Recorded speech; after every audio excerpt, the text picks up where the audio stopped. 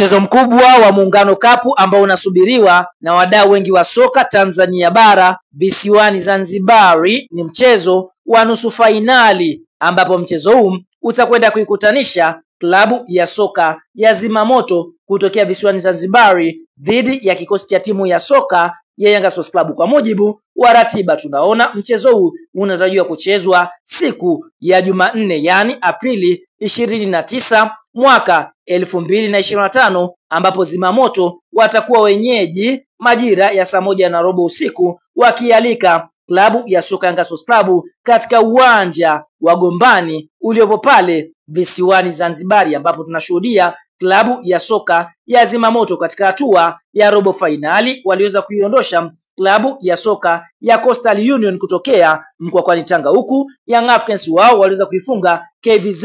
mabao 2-0 na kuweza kutinga hatua ya nusu fainali.